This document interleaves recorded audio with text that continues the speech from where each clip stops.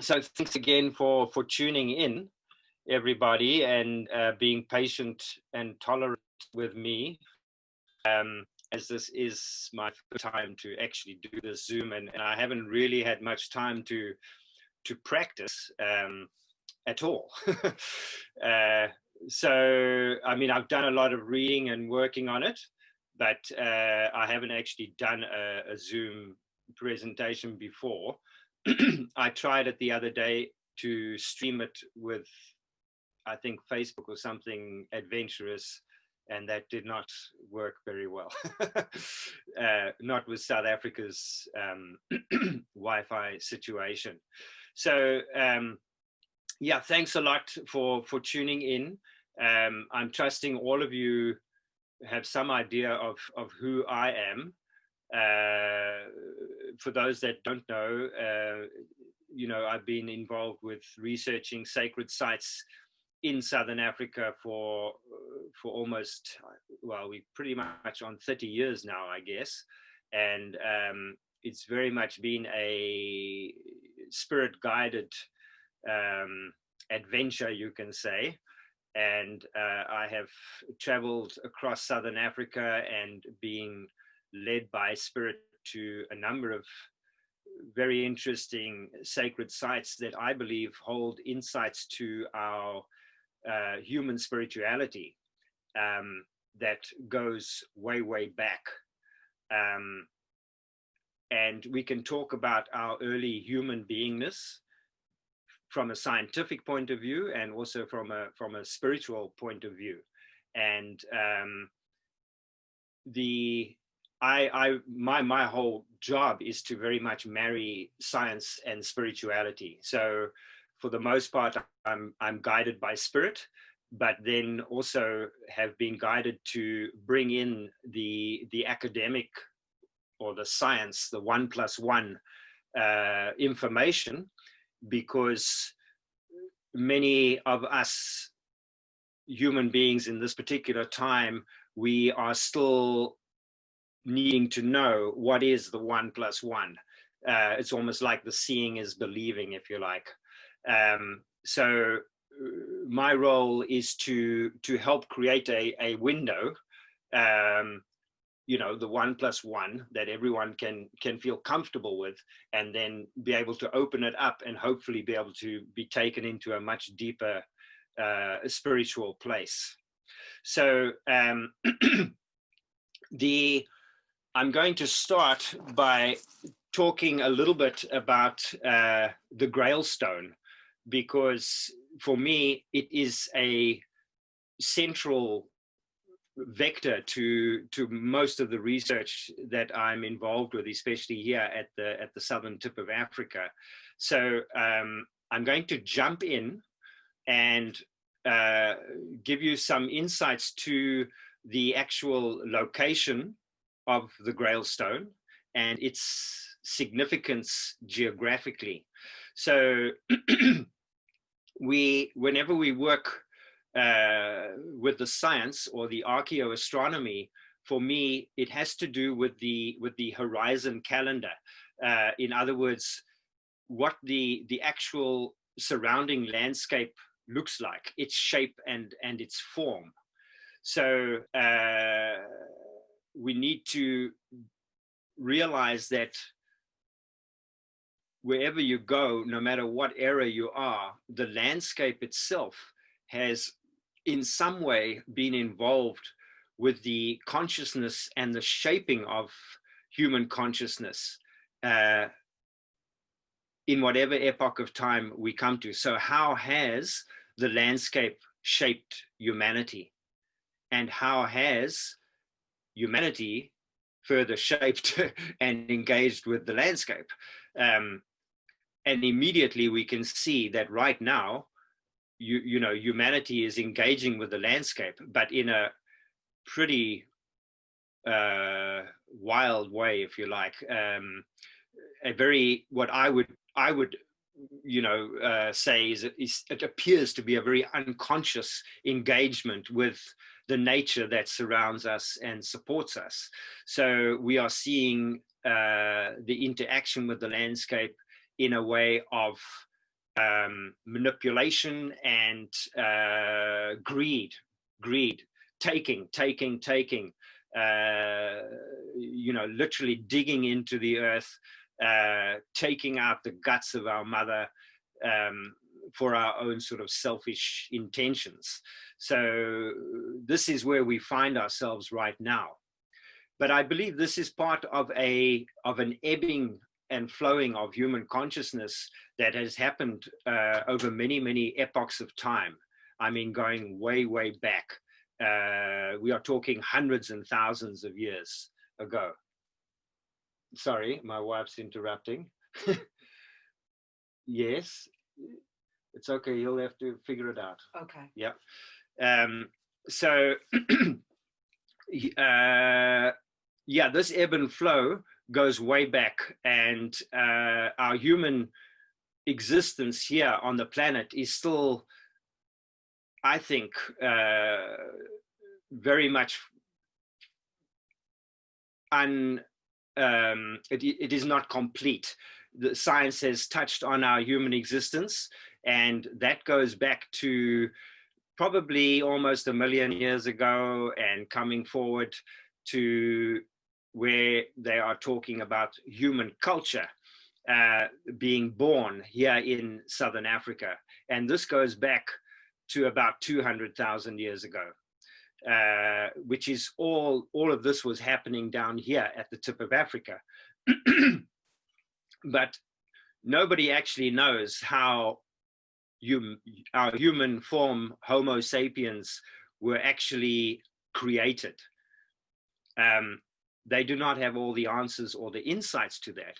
What we do know is actually there were at least 3 or 4 different Homo species that were existing around between 200,000 or 300,000 years ago, which is not that very long ago.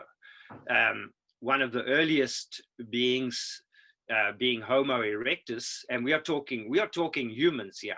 Okay, we are talking human beings. Has been around the longest time and actually never apparently really went extinct. And they were all around the southern tip of Africa and southern Africa. And the thing is, we've been told that these early human beings were nothing more than kind of,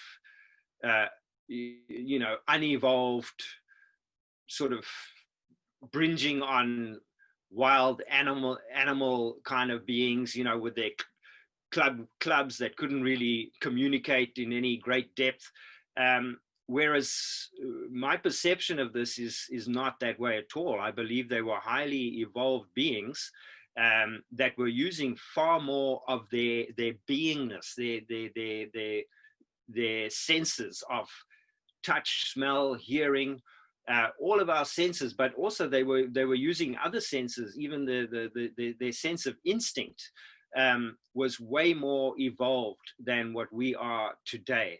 In fact, their survival depended on them being completely in tune and awake with and one with the nature that surrounded and supported them. So yeah, you can see the difference, how the ancient human beings engaged with the landscape in a much more holistic way and fuller way.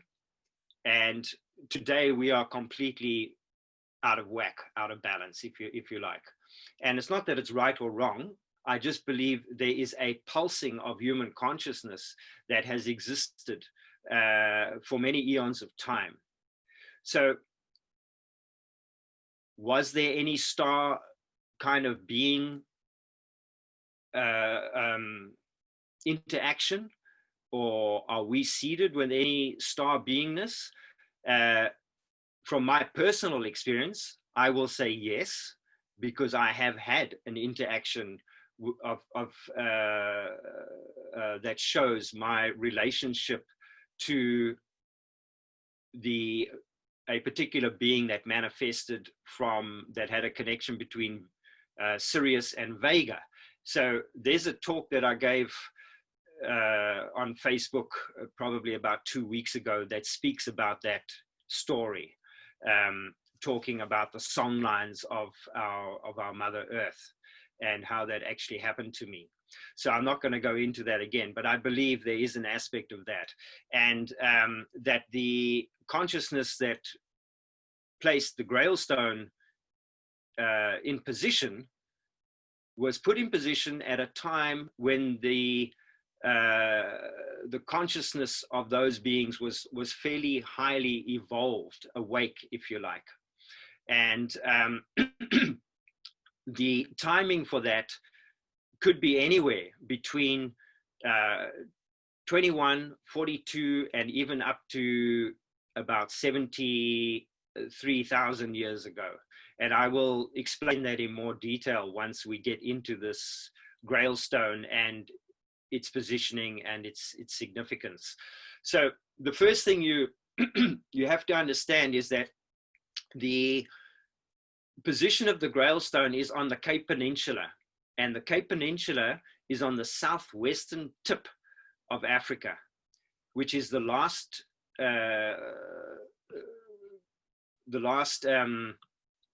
piece of land in all of Africa, or all of southern Africa, to be lit by the setting sun at the time of the summer solstice, which is the day of great light.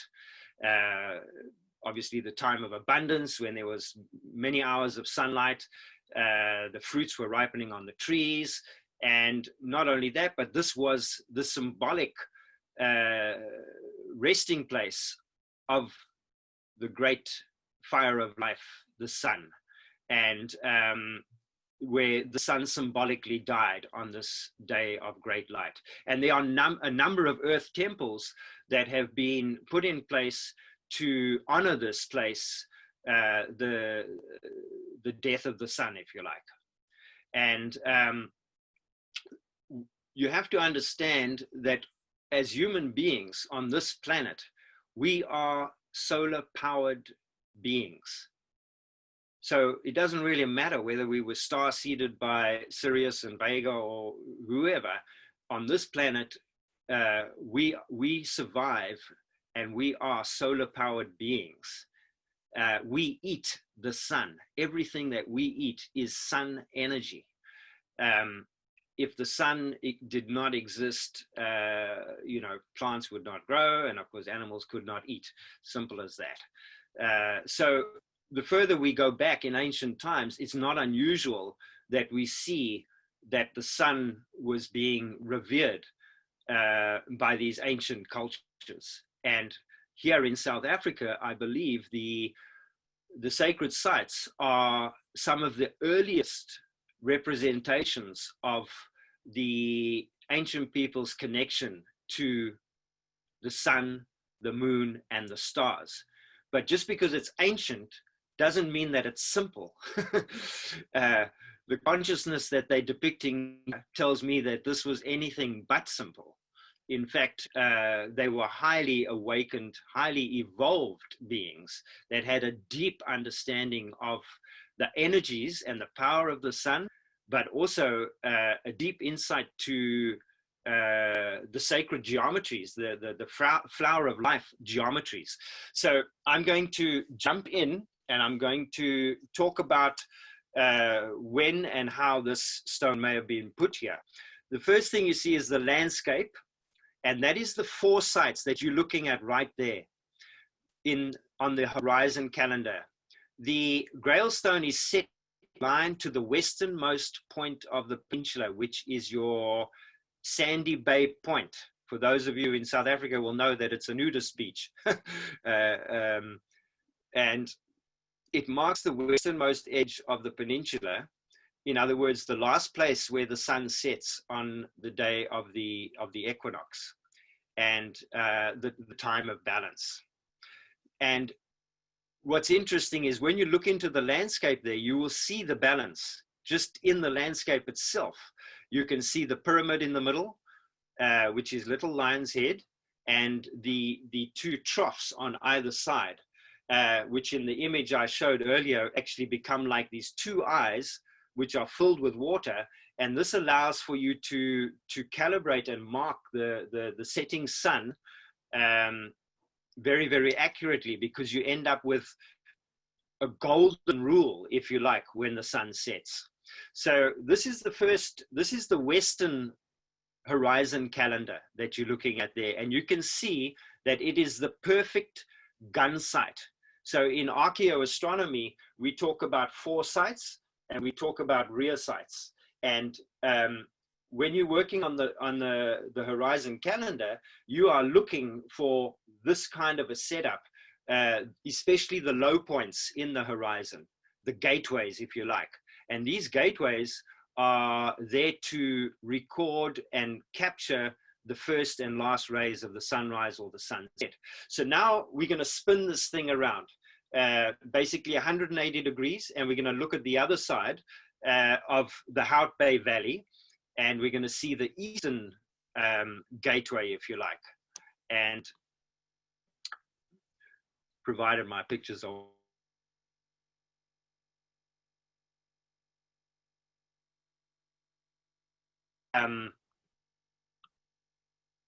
the image of the gateway. Sorry, okay, there we go. And what you're looking at here is again the low point. I'm trusting you can see my arrow as well. Is my arrow kind of moving? Okay, that area there is the low point. In other words, another gateway. And that, if you look carefully, you'll see that the whole image is an upward gazing being looking up into the sky. And this point is the focal point here, which is by the bridge of the nose, where your third eye is or whatever. And this is actually the bridge between the east and the west. And the Grailstone is sitting right in this portal. So what happens is on the summer solstice sunrise, there you can see this giant upward gazing being, the sun in the low point, in the focal point of this giant being, looking up into the sky, on the summer solstice is awakened. And that beam of light shoots across the valley and goes into, well, it actually goes into this side, sorry, the right-hand side over here. That over there is the equinox sunset. So I'm going to just shift again. So that is now the opposite. So what you have is you have the summer solstice and you have the winter solstice sunset, which are directly in alignment with each other. Okay. So you can also see that the sun is centering on the center of that trough. So there are geometries that expand and go into this big circle like this, which is the image that I shared with you, which was actually the eyes of the skull that was in the invite that I sent to you.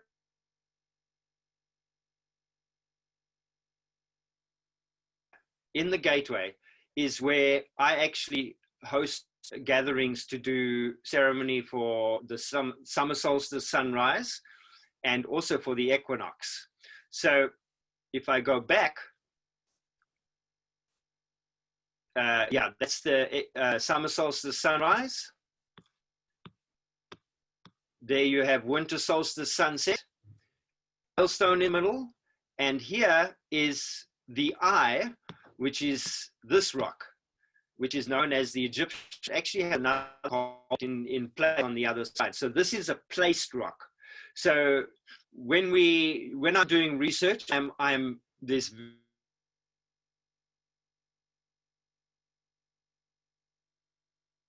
rocks which have other rocks that are supporting them or holding them in place. This literally showing the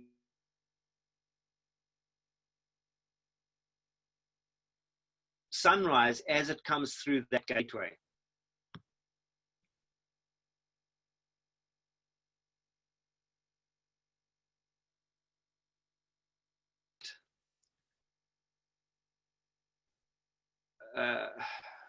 Sorry guys, just be patient.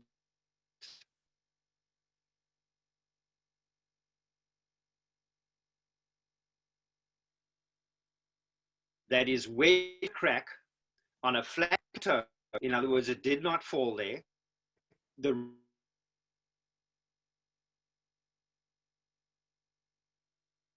the 0.618.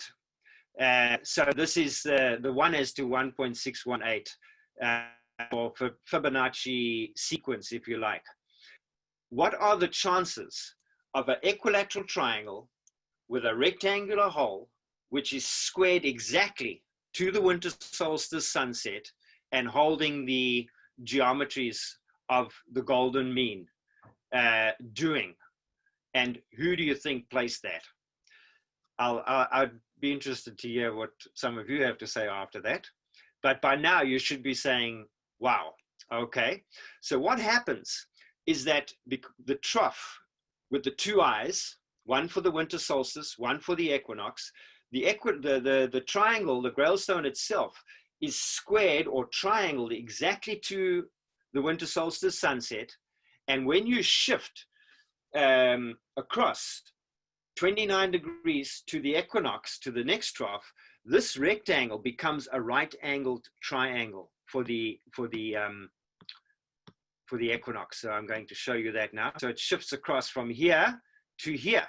And as it does that, the shape and form changes. And there you have the Grailstone now as a right-angled triangle.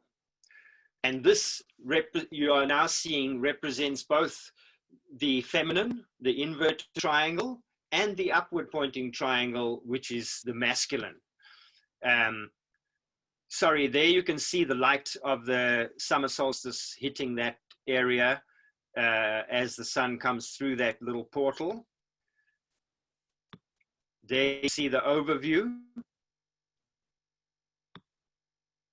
And you see there is a shadow with a triangle of light. So what happens is that triangle of light is incredible to watch and to experience. You can actually be in meditation there and align yourself to this particular rock and go into a completely altered state, just being in the presence of this rock. And I will make these images available because even in the image itself, it holds this consciousness, this knowledge, and this wisdom.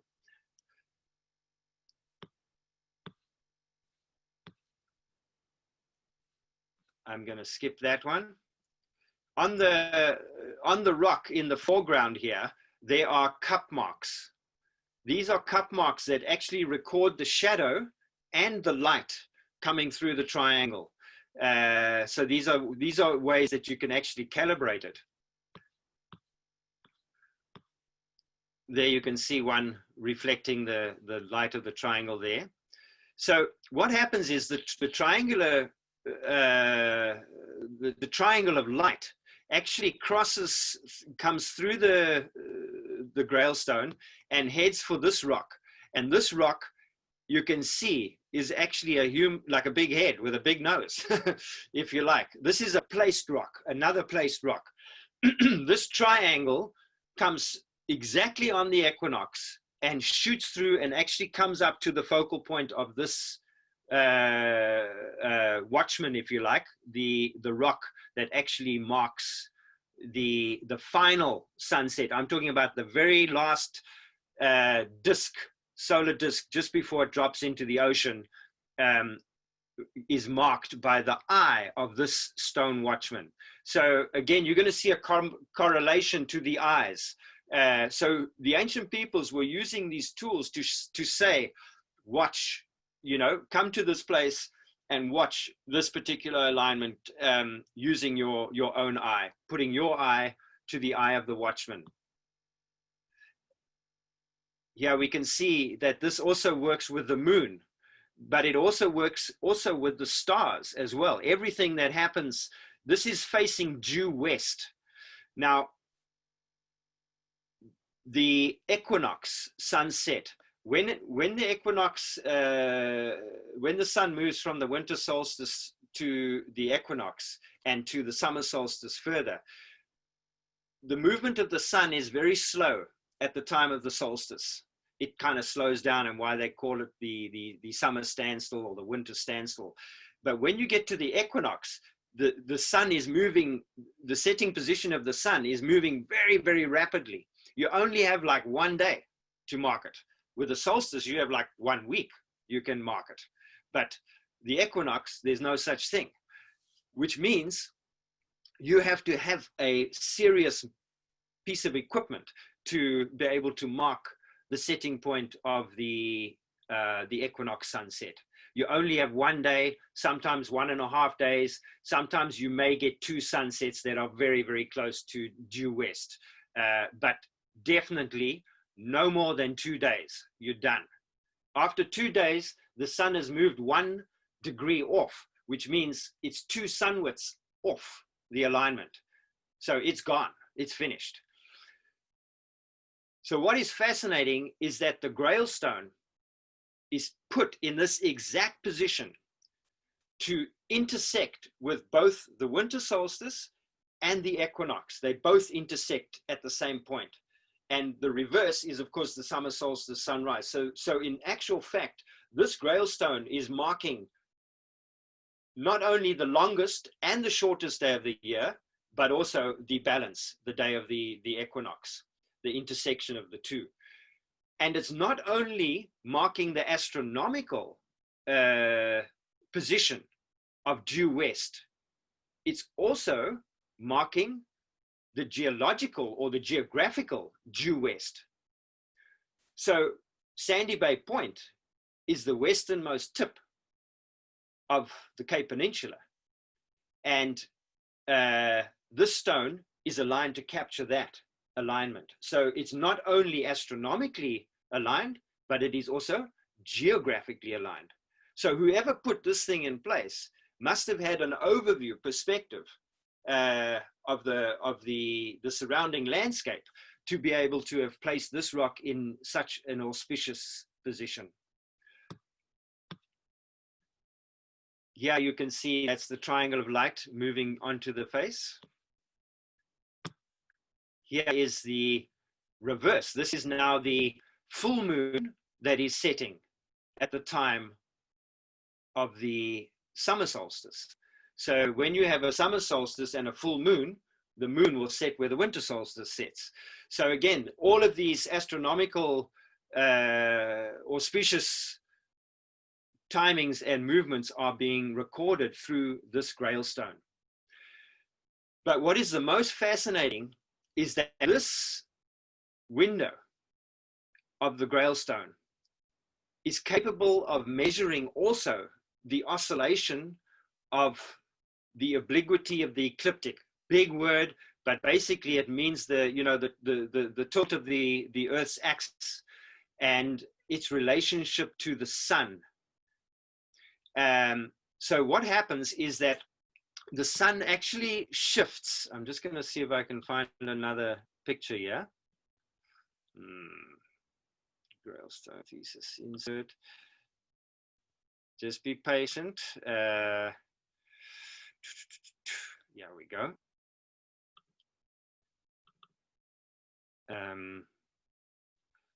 Just tell me if you see this or not. Can you see this image here? Can someone unmute and just tell me they can see that? No. Okay. Let me go back to my little... Can see that. Can you see the obliquity of the ecliptic cycle? I think so. Well, I can see the moon or the... Oh, okay, great. No, that's not what I want. So just bear with me. I'm going to go to my little gadget down here where I found it last time. Just give me a moment.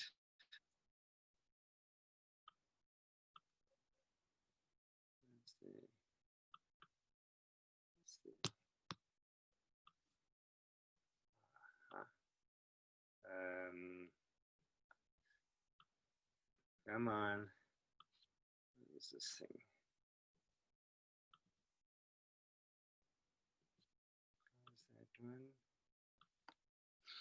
Oh, I got to go. I know what I got to do. Okay, sorry. Got to go to my screen share again. New share. Let's see what happens there. Aha. Okay, I got it.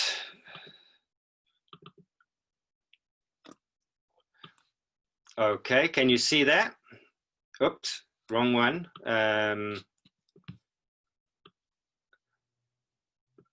Okay, can you see is it showing this obliquity of the ecliptic now? Yeah, okay, great stuff. So if you can imagine, this is now what is happening over a 41,000 year oscillation. And I'm going to also show you in my book, because this makes a lot more sense to me as well. For those of you who haven't got my book, this is The Pathways of the Sun. All right, I'll just shift myself a bit. Okay, there you have it, Pathways of the Sun. You can get in touch with me if you want it, or I think you can get it on Kindle as well on my website. And you see the Grailstone actually setting on the day of the winter solstice. So what I'm going to show you here is, where's my pointer reference here? Yeah. So what you're looking at here, okay, can you all see that? So that gives you a picture of the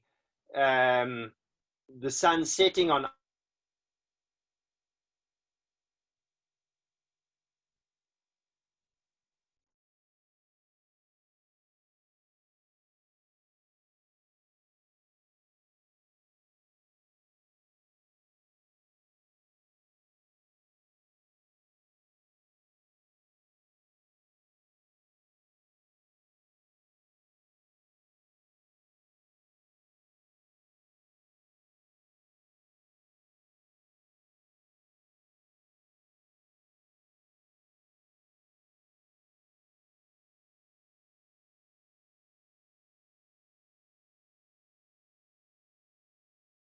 Yeah? Can everyone see this? Just give me a thumbs up. Yes, yes, we can. Okay. Yes, Dean. Thank you, thank you. Okay, so so the whole point I'm trying to make with the obliquity cycle is that we could be anywhere in this massive oscillation, and the point is that we are actually. I'm just going to shift back to this again.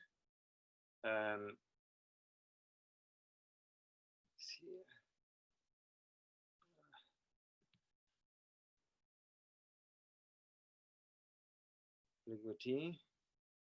Oh, I see. I lost that page. That's what's actually happened. Okay, so don't worry about it. I'll just come back to it later. Okay, so the oscillation that takes place is 42,000 years. So what is happening is that we could be anywhere in this oscillation right now, but the point is we are actually right smack bang in the middle. So there is a change that takes place over this 42,000 years, and this brings about changes in our climate as well. And I believe it ushers in opportunities for great quantum leaps in our human consciousness. And I'm not saying that these are always climatic conditions that are the spark, if you like, for our human consciousness to awaken, but it often has been the case. What we are coming into now is the center of this oscillation. So we've come from basically from a hot period about 11,000 years ago, when there was a great meltdown, and this is when, you know, people like Dr. Skoch, they measured the water marks on the Sphinx, and up until today. And from here on, we now right bang in the middle. In other words, we are in the center, in the equinox of this massive 42,000 year oscillation, and we are moving from this point that away. It's going to get colder. There's going to be less sun hitting the earth, and you know, scientists agree that this obliquity cycle, I mean, we have precession and we have other things that influence things as well, but by far the obliquity of the ecliptic and its relationship to the sun, in other words, the Earth's tilt in relationship to the sun, governs how much sunlight is hitting the Earth. And the fire of life and the energy of the sun is engaging with the Earth. So we're at a point that is in the center. And for some reason, the Grailstone is marking this position, this particular time in the great ebbing and flowing of human consciousness. So whoever put this Grailstone in position must have put it in position at least a half oscillation, which is basically around 21,000 years ago, at least. But it could have been a full oscillation, which would mean it would be 42,000 years. And it could be any increment of that. In other words, it could go then to 63,000 years and then to 84,000 years. And what's interesting is that here in South Africa, the earth temples that I've been working with, the earliest one is from Botswana, the Serpent Cave, which has also got to do with alignments to the solstices and to the equinoxes. And that is set at an age of 70,000 years old. And it is, up until now, probably the earliest earth temple that is known to humankind, at least to date. So this is now the Cape Peninsula. I'm going to give you a quick little listen to Baba Credo. I want to know, first of all, are you going to be able to hear this? So when I play it, I want someone to tell me they can hear it or not. In fact, the entire Cape Coast. Can someone? Yes. From Yes. You can hear it. You can hear it. Okay. Yes. Great stuff. Okay, I'm going to just pull it back, let you listen again. This was something that Baba Credo shared with me, gosh, I don't know, at least 20 years ago. But it will give you some insight to the star beingness potential that is part of this whole consciousness that I'm sharing with you right now. So here we go. In fact, the entire Cape Coast, from one end of it to the other, is a spiritually sacred place. It carries and hides within it treasures which one does not even imagine. When man still lived in caves, he used to observe the stars from those caves. And when man stopped living in caves, he built structures whose purpose was not only to protect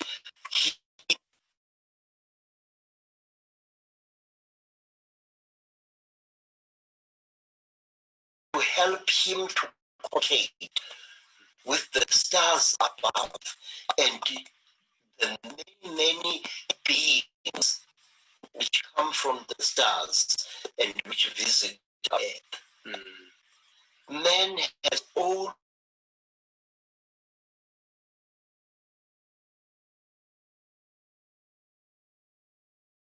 through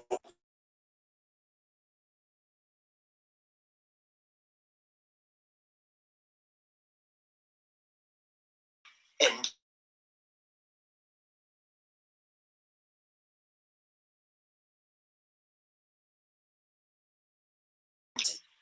give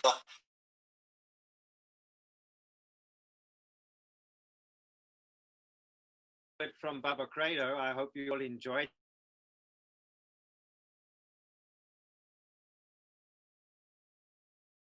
before we all went into lockdown. I guess so. It was very sad, but a very wise old man, a great keeper of the African wisdom and knowledge, and the Africans were wisdom keepers, knew much about the ancient beings from other star realms that have actually visited our land. So my feeling is that the Grailstone has been put here, but it is also seeded with a consciousness of a time when the beings that were here were of a very, very high level of spiritual awareness. So in my video I shared last time, I spoke very briefly about this connection with the star being between an alignment between Sirius and Vega. But the bottom line was the information that came through to me was that we are all made of and are pulsating shades of light. In other words, we are literally the song of light. When I was shown this and given this information, I also saw a macabic energy field, like a diamond shape, which was pulsing with light, from the brightest light to the darkest shade of light. And up again. And that was who I was. My beingness was and is a pulsating shade of light, which is constantly changing depending on our emotional and physical and spiritual being. So we are literally the song of light. And after seeing that structure, I was also told that we are human consciousness is also pulsating. In other words, there was a time where our human beingness or our beingness was almost pure spirit or light, the brightest form of our light beingness, if you like. And this relates to a particular time period, an epoch of time. So from my side, we can speak about the Lemurian time, the Atlantean time, and so we go on. But from my perspective, the Lemurian consciousness is sitting right up at the top. They were almost light beings within themselves, if you like. Their light bodies were very, very awakened. And as the consciousness or the ebbing and flowing of human consciousness got denser, they took physical form and then started to build structures that helped keep their light bodies awakened, their alignment to the song of light, if you like. And these structures that I'm talking about are structures that I believe are sitting somewhere between this transition between Lemurian and Atlantean time. Why? Because they are very much crystal-based energies, and there are lots of sacred geometries that are woven into the fabric of the sacred sites, and all have to do with understanding and connecting with the light. And remembering that the darkness, the darkest that we know as darkness, or the unknown, if you like, but that darkness that we perceive as dark is not really dark black or nothing. It is just the darkest shade of light. So no matter where we are, our beingness will always shine through. So you know, we wouldn't even be able to understand spirit without the light. So the light is constantly pulsing within us and through the epochs of time. And as this got denser, so we've moved from Lemurian light beingness to Atlantean to sort of Egyptian, and every time things got denser, the consciousness of the people was also getting denser and moving more and more away from this unified spirit consciousness, if I can say that. In other words, the creative song of light that is enshrined within all of us. So it gets deeper and deeper and deeper and denser and denser and denser. And every time the structures that they built got bigger and bigger. And suddenly the unified spirit consciousness got horribly out of balance, if you like. And certain beings wanted to keep their light bodies awakened. And in order to do that, they were building structures, enslaving people, making them do all the work so that they could keep their spiritual consciousness awakened, and at the same time also being physically gratified with whatever sex, drugs, and rock and roll was the in thing for the time. And what I believe has happened is that we've been the consciousness has really hit rock bottom right now, and it's as though the tipping point has been reached, or the fulcrum point has been reached, which is the central point that I'm talking about. And now we are going to pulse back up again. So the light switch has been switched on again, and as we pulse our way back up again, we are going to start to remember all these different lifetimes that we have existed here on our planet Earth, and the things that we have done, the things that have worked and the things that have not worked. And when I say worked and not worked, it's not really, I don't want to use those terms, because those are also still polarity consciousness aspects of our existence. And I would have to say that we will be able to understand the ways that we've acted in each of these levels of consciousness, and the things that we've done and the things that we've created. And what's happening now is that we're going to be given the opportunity to kind of take all of this and throw it all into one big ball, like a ball of clay, and slap it down again, and reshape as our consciousness starts to awaken. So much of our journey right now is about understanding our individual and collective song of light, bringing ourselves back into balance, you know, to not buy into this big swinging of polarities that's been playing out for so much, the victim and the tyrant, the black and the white. You know, this radical oscillation is now going to fine tune itself into a much finer, higher vibration. And what has been playing out now with the virus and everything is just a complete shakeup,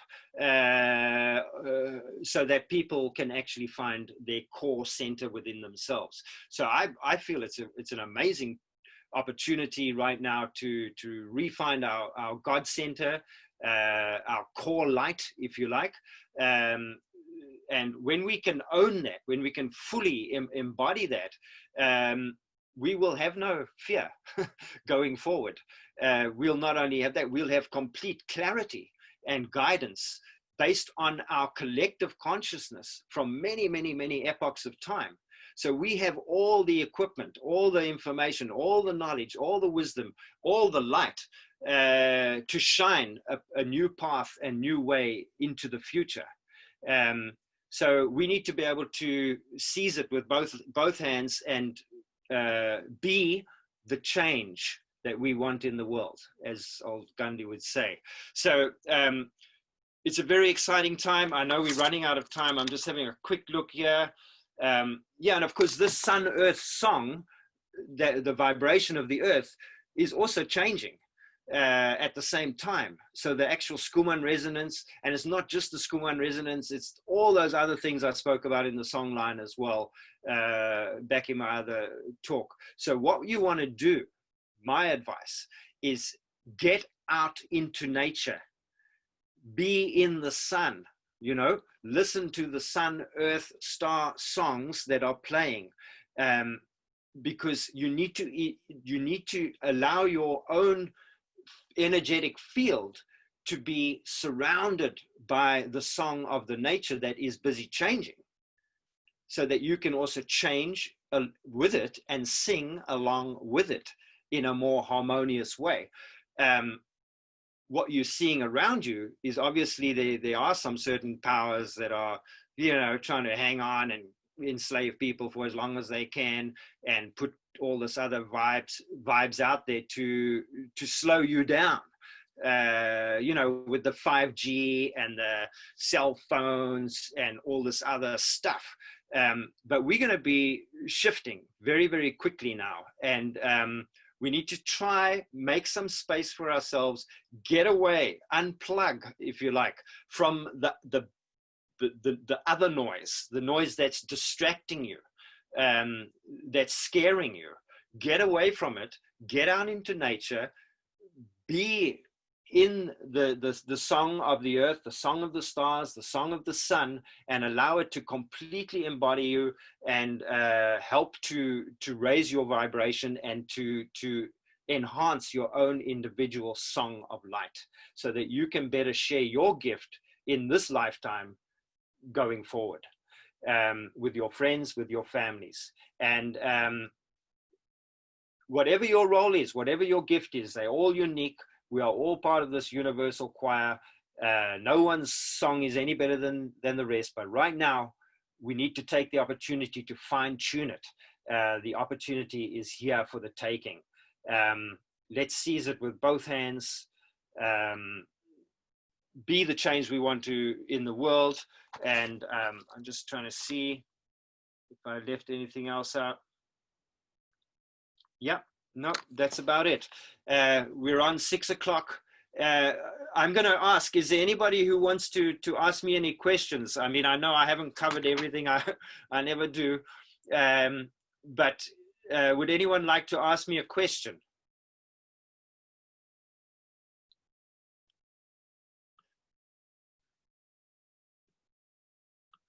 No?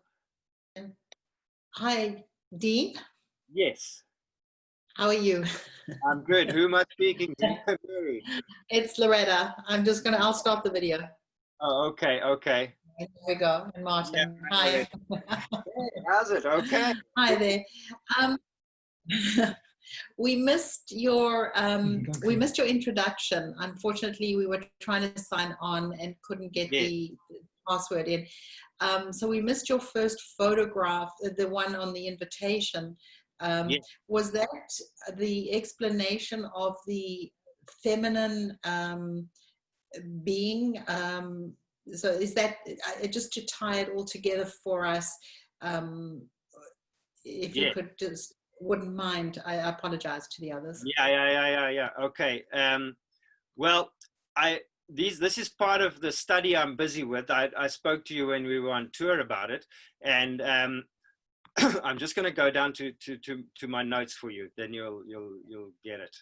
I sort of threw all these pictures in, but yeah, it is the combination of the divine masculine and the divine feminine all in one stone. So that's why I've called it the Grailstone. So the Grailstone essentially is the inverted triangle, which represents the female, which is where love can be poured into it. But in this particular case, we have also the rectangle and the triangle that come into the same geometry. The rectangle holding the Fibonacci sequence, and here the right angle triangle pointing up, representing the masculine or the solar energetics. So I will give you a quick blast. Let's see, let me get this out of the way. So yeah, you can see some of my writing. The Grailstones are basically this equilateral triangle that symbolizes the female genitalia or the pubic mound, the baseline, blah, blah, blah. It's found in the Bokkerman's Kloof. It's wedged in a crack on a flat plateau. Let me see if there's anything else that I've missed here. Yeah, so this particular stone for me embodies the unified spirit consciousness of both the divine masculine, the divine feminine, and the divine child, which is really where the union between the two takes place. So, you know, when the male and the female come together, there's a spark. And when that spark happens, it gives birth to the divine child. So these three aspects of our beingness are enshrined in this one stone, the Trinity, if you like. And that can be also seen as body, mind, and spirit, male, mother, father, child energy as well. So the placement of this rock is what's the most significant for me, because it's not only designed to intersect with the winter solstice and the summer solstice alignments, but also the equinox all in one place. And it marks the astronomical due west, but also the geographical due west. So whoever put the stone in place had an overview, a perspective. They placed this rock in such an auspicious mathematical, geographical, and astronomical placement that boggles the mind. So these people were not your, as we've been told, these club-wielding kind of unconscious beings. They were very, very highly evolved beings, and it was placed to mark this time, this moment in time. So the alignment where we are right now in this big 42,000 year oscillation is smack bang in the middle, within 0.05 degrees. So like we are right on it. We are right on this central point right now. And I believe it is a time that is ushering in a quantum leap in our human consciousness, which has happened before. And yes, it's part of this ebbing and flow of human consciousness, but it also may be that it is ushering in a quantum leap in human consciousness because something is about to happen. You know, some shit's about to hit the fan. And in order to survive, there has to be a quantum leap in human consciousness. Yeah. So it's almost like a divine, it is a divine cycle of human consciousness that we're a part of. So, you know, yes, we can point fingers and say, oh, it's this one's doing that and that one's that and this one's, you know, so it's that victim tyrant thing again.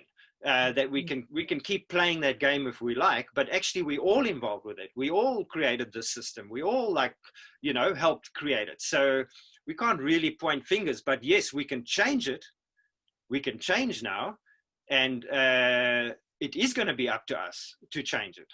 And yes, if your gift, one of your gifts happens to be a journalist, and you're not buying into some of this bullshit and this kind of, you know, crazy stuff, then you must speak about it. You must get into your core and you must speak about it, because you'll feel better by doing it, because you're speaking from your God truth and getting more and more into your own power.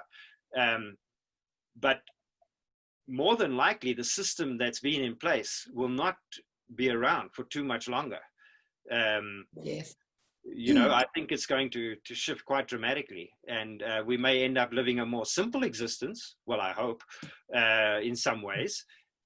But that's why it's so important that the collective consciousness get clear on what it is they want. What kind of system do you want? Do you want to be governed by someone else, or do you want to go back to governing yourself as a sovereign human being? And have you got the responsibility for that?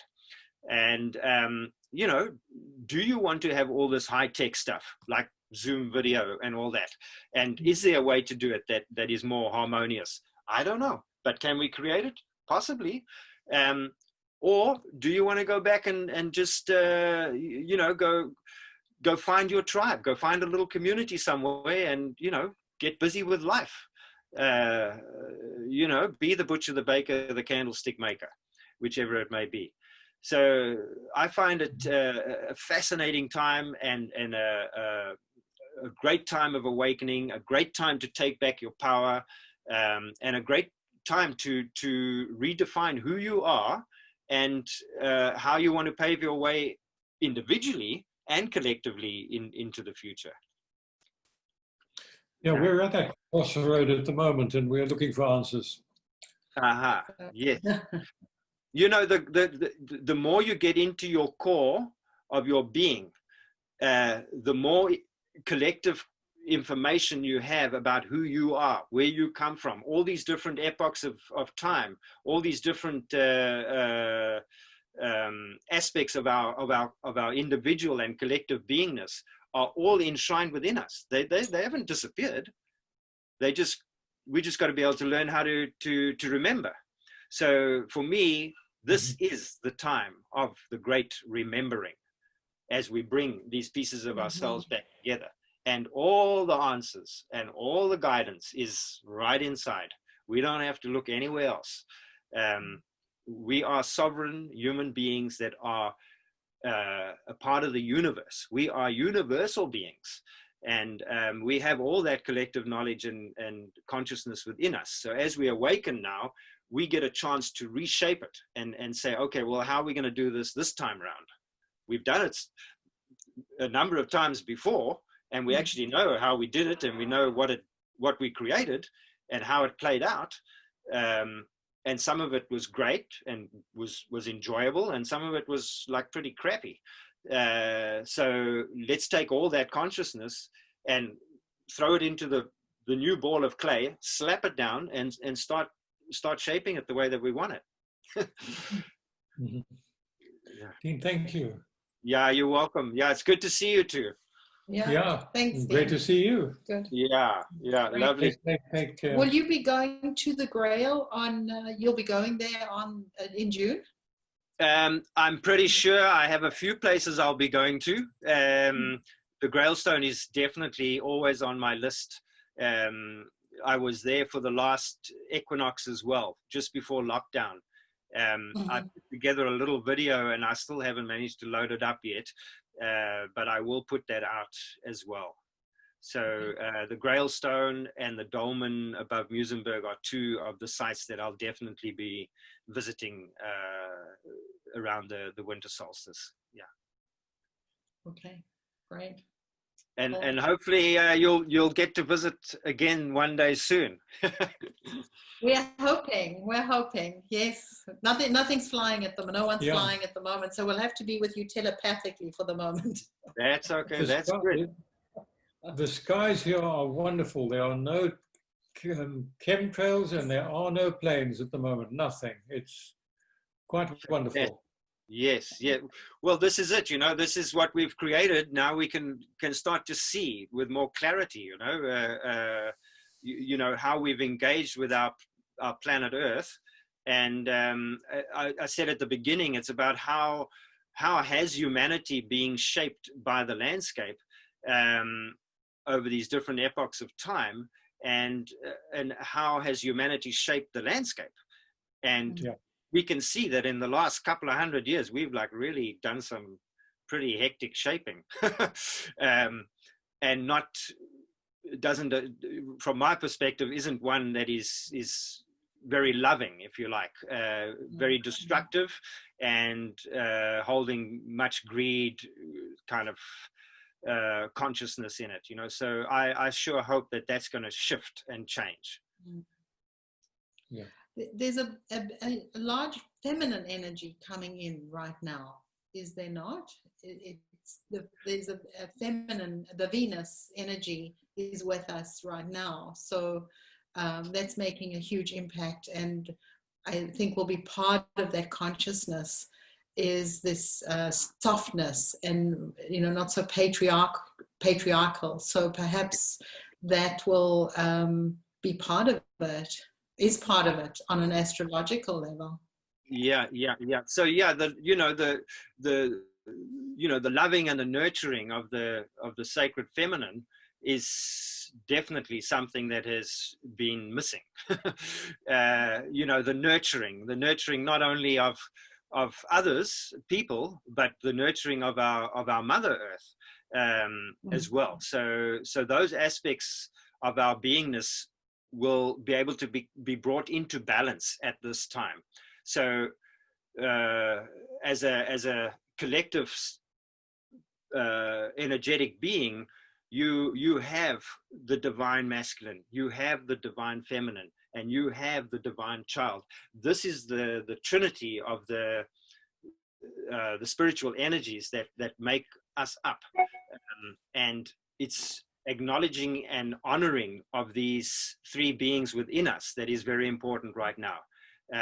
So we have to honor the masculine, the feminine, and the child energies. And when we do, and we embody them in complete harmonic resonance, the unified songline, when you get that vibration right, you know exactly when to bring the gift of the Father forward.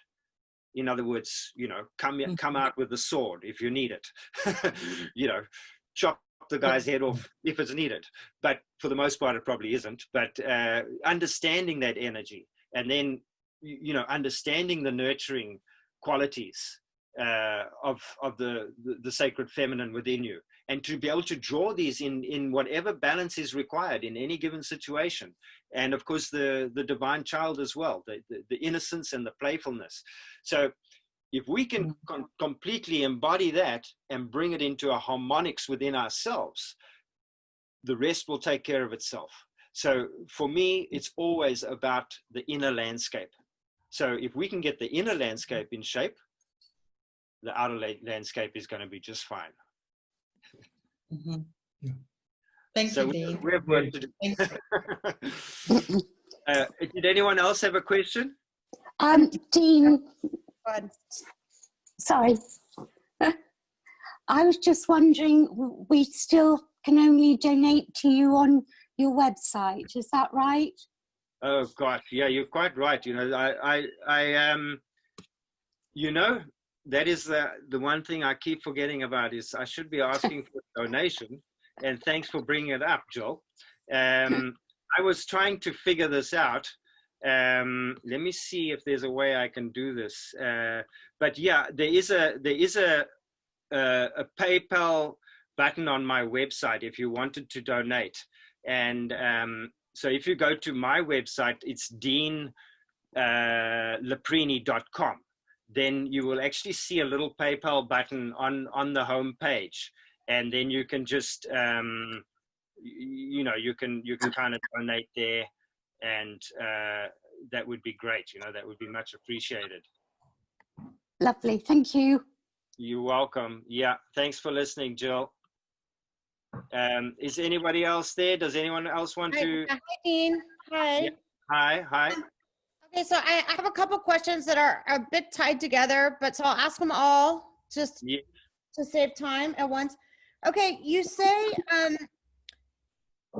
about how much time do you think we have? You say we're in about 0.5 knots of being right in the right moment. Yes. In about how much time do we have? If I was, I'm not far from these. I think these sites. If I wanted to start hiking this week and start getting close to these sites, would I go to Sandy Beach? Because I'm waiting for your book. Yes. Hey, Sandy Bay Beach is great. The easiest site for you to access would probably be down at Llandudno. Yeah. Go down to the Mother Stone. Okay. Yeah, that would be a great place to visit. Start. Okay, before I get that. And in the book, are there some other hikes to do, or? You won't get hikes, but you'll get there'll be some information there. Okay. For you to look or at. You can find it yourself. Okay, and then about how much time do you think we have? Okay, look, I do dowsing, so because when you're talking 0.5 degrees, I mean we are right on it. To be honest, we are right at the the I point. understand that. I understand that. And so, yeah, I got some people here. And yes. I'm trying to work out what I'm supposed to do and how much time I have. So Okay, so this is my what I'll share with you. right. I did a dowsing about 10 years ago. I went on a vision quest, and I did a massive vision quest dowsing, kind of divining actually, and my timing came up with 2026. By 2026, the world as we know it, the system as we know it, will no longer exist. That is what I was picking up. And Right. you know, whether this can be altered or changed, I don't know, because going into the future, it always depends on the collective consciousness, and you know, if that will determine the way forward. But we're right at this tipping point right now. Make no Okay, mistake. so you think we have about 6 years or 6 weeks, 6 days, 6 months? I mean, you got to get busy. I'm busy. I'm busy. But yeah, I would say, you know, in 6 years' time, you want to make sure you are where you want to be. Okay, 6 years. Yeah. Okay. So if you know how the system's gonna shift and change is difficult to know, but you know, from my perspective, you've got a couple of options here. One, the humanity is going to keep the tech stuff, or they're going to try keep it for as long as they can, and maybe something can evolve that way, and some people will be happy to live that way. But there's a lot of consciousness already shifting, so people are already finding communities and little eco villages all over the world that are choosing to live closer to nature, and live a more harmonious kind of existence with nature. So I feel that's going to be one of the you know, the changes that is definitely coming in, and you know, then you're going to get a lot of people that are kind of stuck between the two worlds, if you like. So all of that's going to play out now over the next 6 years, and you know, so you've got this period of time to figure it out, but the sooner you get busy with it, the better. Okay.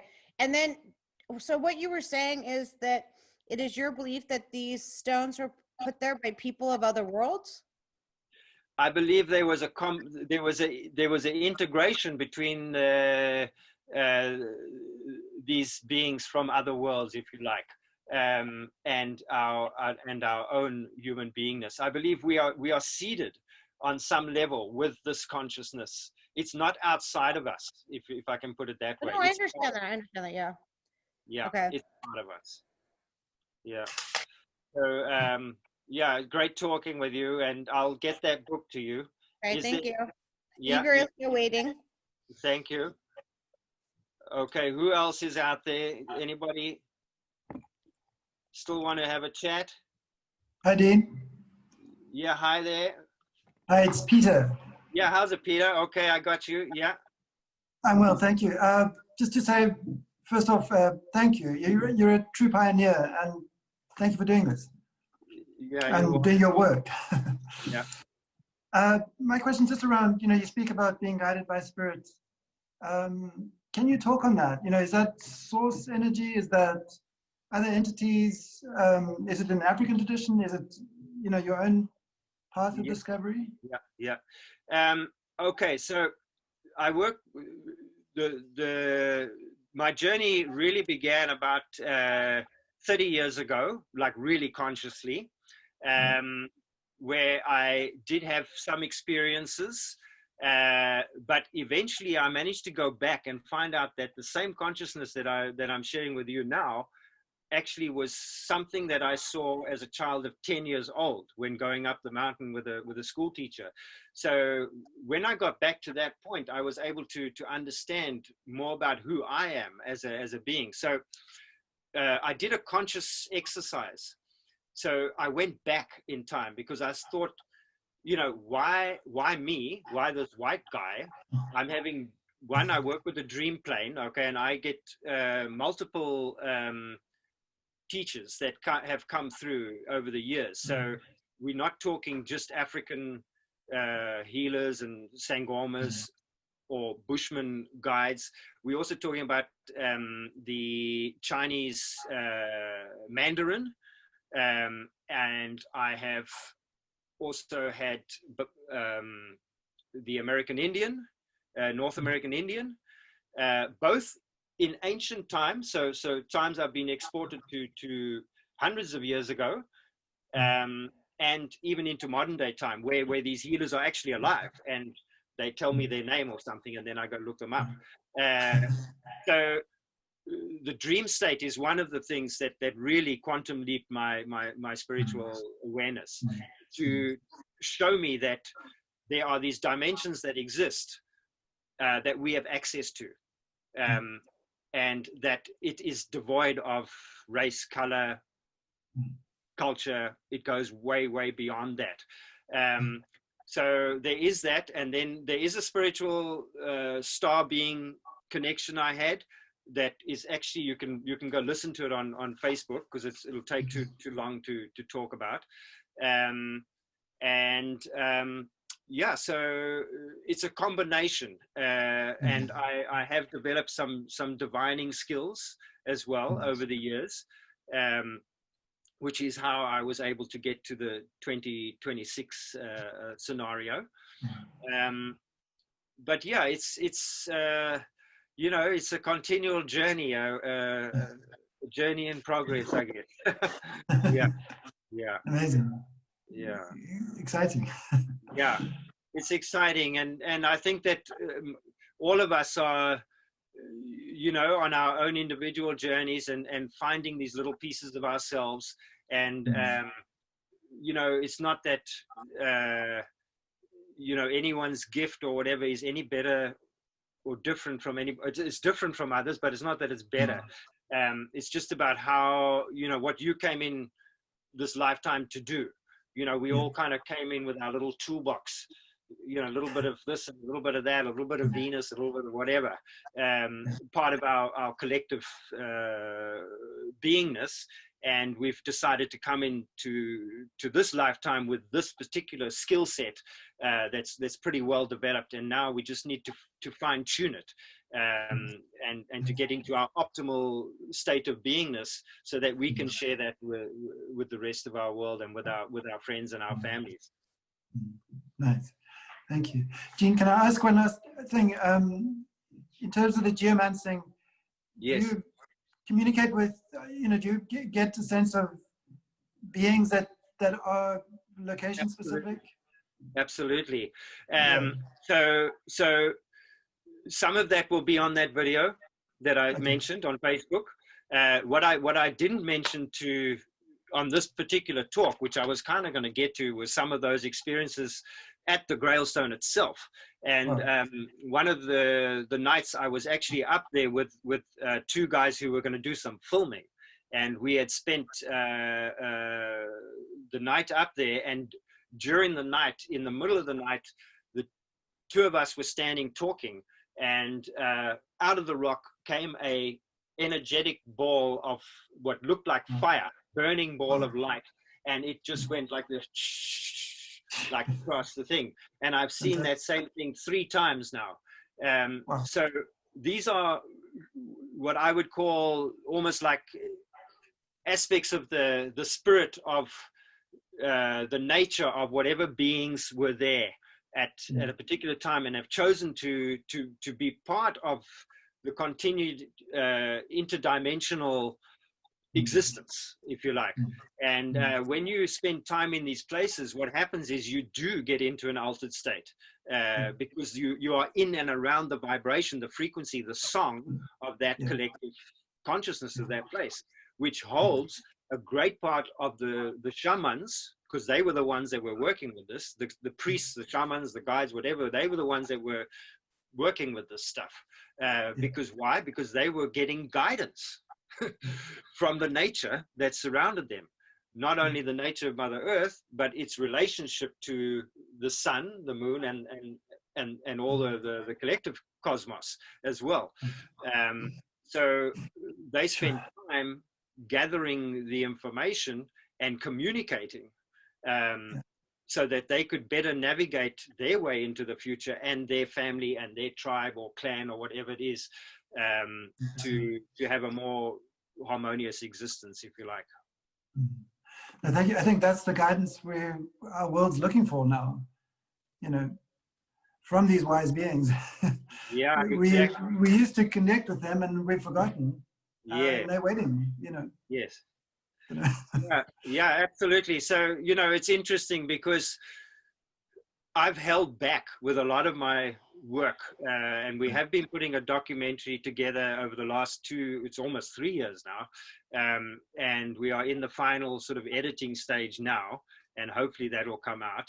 And I'm busy with quite a big paper that's going to go out hopefully globally, that will inspire other researchers and give some tools to other researchers around the world that are involved with similar things, because for the most part, most of my guidance is spiritually received and then academically confirmed.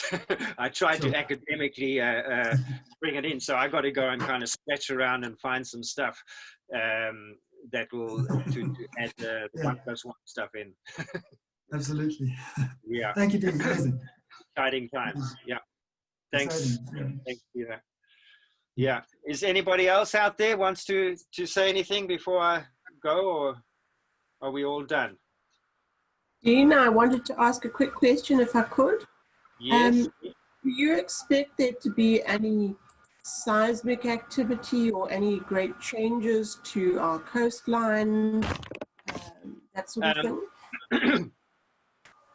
I'm expecting something quite dramatic come 2026. Something is going to hit in 2026 that is going to be, I think, as I say, that is at that point, the system as we know it will completely fall. It will completely be shifted, changed.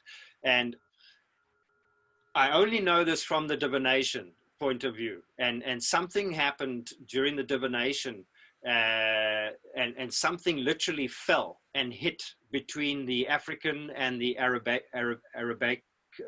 plate. In other words, right there up by, is it Jerusalem, going into, across from the Nile, going just as you cross over to the plate, basically in that region there, which is interesting because it is kind of a major confrontational zone from a geological point of view, but also from a human point of view, and the sort of religious sort of battles that have also taken place there. So I'm not sure what that is that's going to hit, but it was something physical. So this could be it could be like a meteorite of some sort, maybe, who knows? But it could also be, one of these man-made things that people like to drop on other people. But I'm hoping that's not the case. But that is what I saw. But I do know so that's the only major. That's one of the shifts, and then I have a map that I created during that divination. In fact, I did a whole clay sculpture of the planet with all the mountains. I mean, all the continents, the mountains, and I did castings over it. So I was shown where things would crack and all that kind of stuff. But I don't really want to put it out there, to be honest. It was a personal divination I was doing in order to understand how the Earth, how she plans to move. But yeah, I think we've got some stuff coming up, a bit of shaking and rattling that's going to happen. And within that shaking and rattling, I believe we are going to be given the opportunity to find our power within us again, our God center within us. in order to help us navigate through this time. Okay, all right. And So if one was planning to put together an eco-community of some sort, it would be better to not have to be close to the coastline? Yeah, I think, look, I think we've seen enough tsunamis in our time to know, you know, you don't want to be hanging around too close to the coast. You want to be up a little bit, yes. You know, a couple of 100 meters would be good. And it's interesting because there are many eco communities now springing up all over the world, and people are defining it very clearly. So you can go online and you can record. I mean, you can check it out and see, oh, you know, this community's got, you know, the butcher, the baker, they need a candlestick maker. And others are saying, you know, we have hierarchy, we don't have hierarchy. You know, we sit around the fire with a talking stick. We don't sit around the fire with a talking stick. So, you know, you can find your place even now. You can start to fish around, and otherwise, you know, you may find yourself just naturally gravitating towards people through this time that we're going through now, and you know, create your own little community. So there's, you know, the world's our oyster now. We can shape it as we like going forward. Yes, the question was about geographically where to place the eco community within the Western Cape. Because if there are certain places that are more susceptible to seismic activity or some sort of cataclysmic event, one needs to take all that into account. Absolutely, yeah. So, you know, I do divinations for people. I'm a dowser, and I teach dowsing, and I have had people, you know, have found land for people before for this community stuff. So if you want, you can maybe, you know, catch up with me another time. If you're interested, we can maybe do something. Have a chat. I'd love to. Yes, thank you. Thank you very much. And thank you for all that you do. Yes, you're welcome. Thank you. Yeah. Okay. Is there anybody else out there needing to ask me a question? We're good? All right. Okay, so I guess I'll sign off and say thanks to everybody, and I'll make this available again. So the recording, I will record it and make it available for everybody as well in a couple of days. So stay tuned, and then I'll do another one next Sunday. Fantastic. Sundays with Dean. Thank you, Dean. All right, you're welcome. Awesome. Yeah, have a beautiful day further. You're welcome. Okay. Thank you, Thank you so much. Thank you. Okay. Thank you. Bye-bye. Bye. Bye. Thank you. Thank you, Dean. Thank you. Thank you. Bye. Bye.